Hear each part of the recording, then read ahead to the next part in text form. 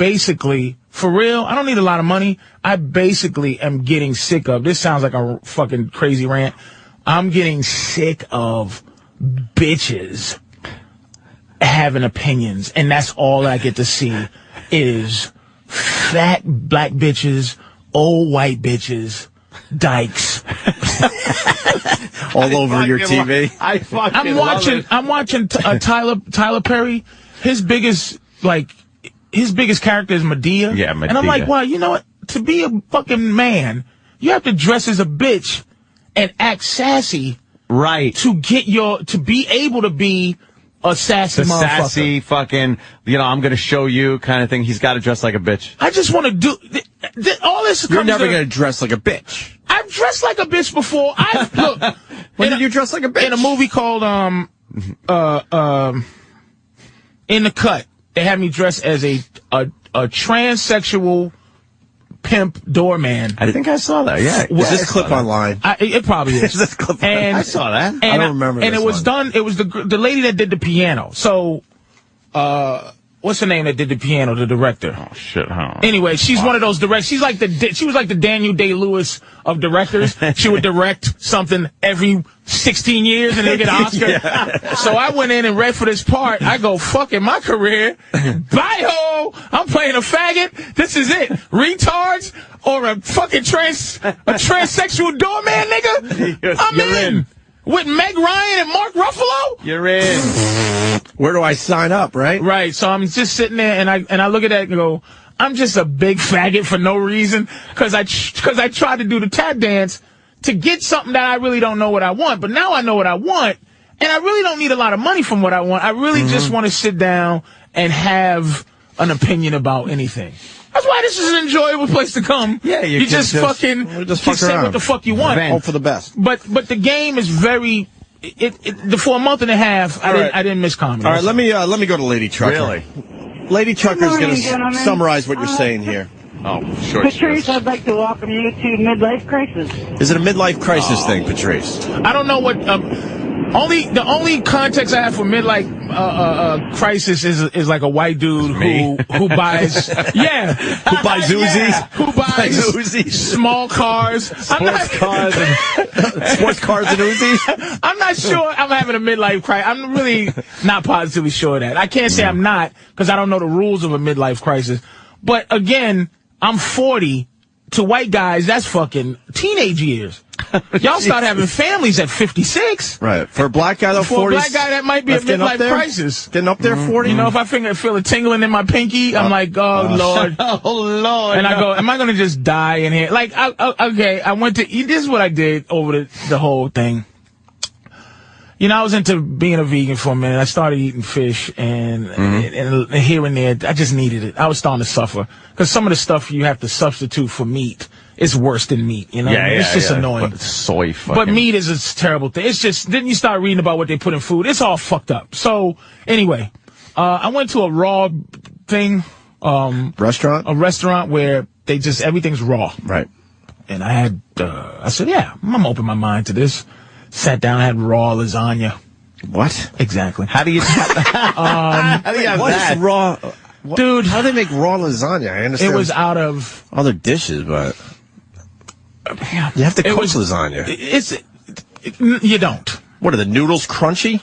Well, I had a delicious meal of spaghetti. Raw spaghetti. Made out of, guess what they use spaghetti as? Squash. I know, squash. That they Hold on. Now you gotta shut up for a minute.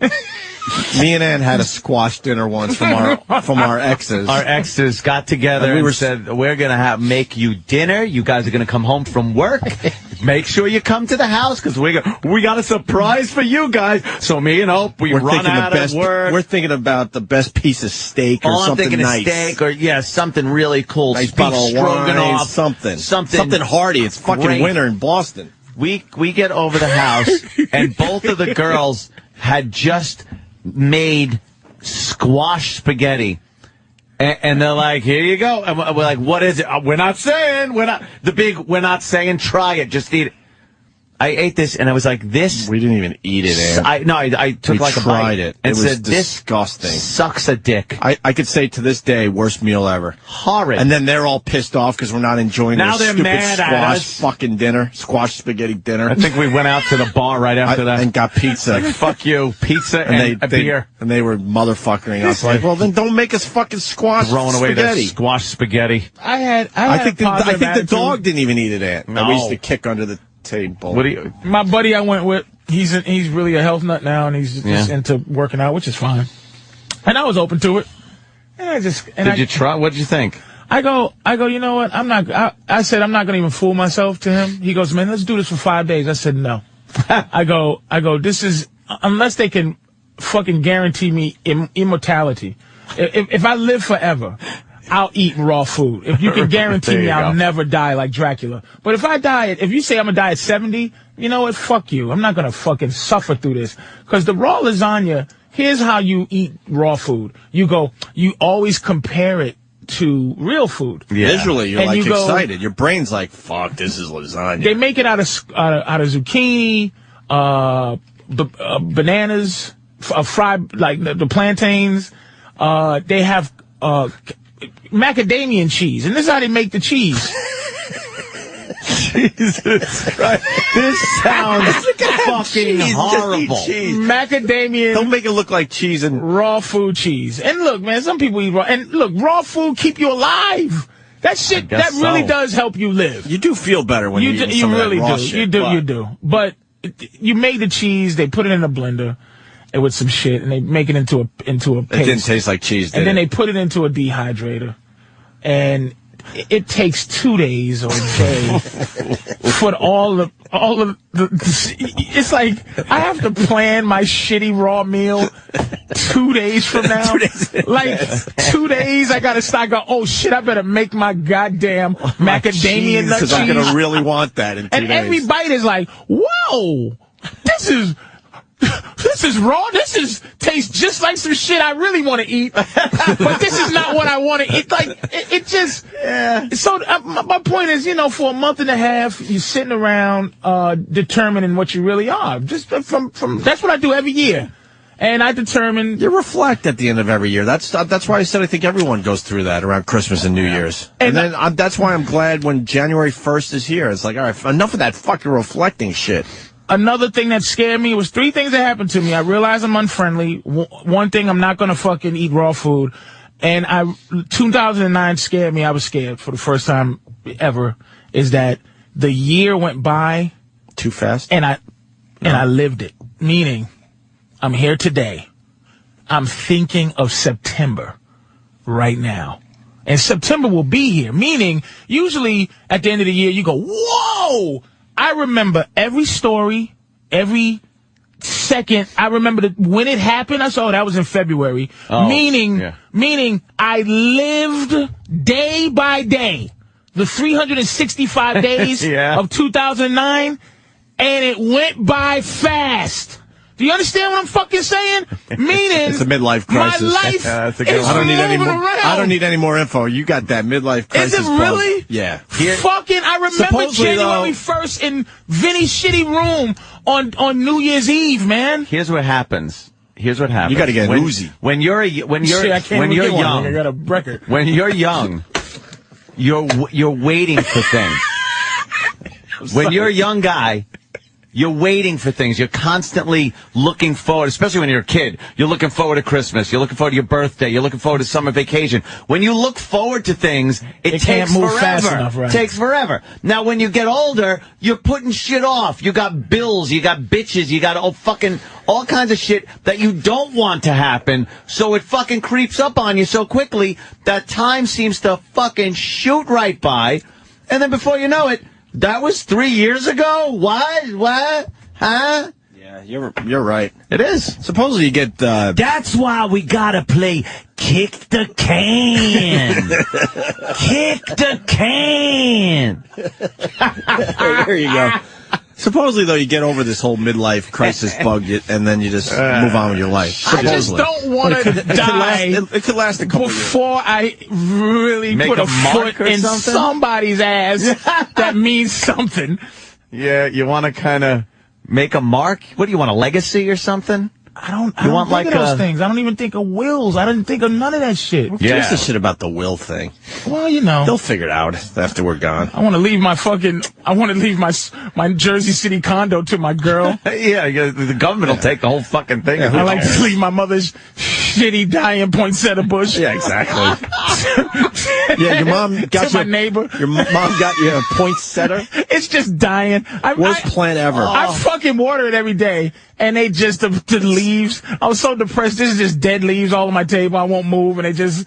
Wow, dude! If you saw the end of the year, really nails you up the ass, doesn't it? If you saw the poinsettia growing in your backyard, you would just chop it down, thinking it's a weed. It's the worst. Why the fuck are we buying these things? My mother wanted me to have a Christmas spirit so bad when she came to visit. I said, "Mom, just stop forcing." Like, my mother just now got happy because she's in her 60s, so she's trying to change. But she's miserable, too. Like, it's in my blood. I'm just surrounded by misery. My girl's miserable. We had a long talk about how miserable she is. And really? And how, because we was in the store, she had to buy the Wii for her daughter for Christmas, of course. So we were in the store. And it's just, I will say, I have to say this. Just white people are just nicer. You're not better people, but just on the bullshit, just regular bullshit, you're nicer. Just nice people. And the two white people were trying to help her with this Wii thing, and she's like, "What's nunchucks?" She just says it out loud in the store. "What's these nunchucks?" And this guy who doesn't work there, doing that. Just with what's these nunchucks? Yeah, what's Wii nunchucks? And just standing there, some guy that didn't even work there is like, "Oh, this is this, and why is one black and the other one not black?" And he just was helping as if he worked here, and she just went, Then she gets up to the counter, and the white girl goes, "I hear you're buying the Wii. You know that the Mario is great for the Wii." And my girl just looks at it and just, thanks. Shit. So we're in a car, and I'm looking out the window, and I'm just reflecting on us. Holy and shit, she goes, "You know what? I don't think you like me." I go, "So what?" Right? But she goes, what she was looking for. But she goes, "I think you really don't like me." And I just go, "You're not likable." And she goes, "Sometimes I feel so lonely." I go, "Because you're miserable. You're not a friendly person." We didn't meet under friendly conditions. Me and my girl didn't meet like at the fucking bar. Like, hi, having a good time. I met her at a voiceover at a Spike Lee at the 25th hour at a voiceover, and I thought she was a cunt when I said, "This cunt."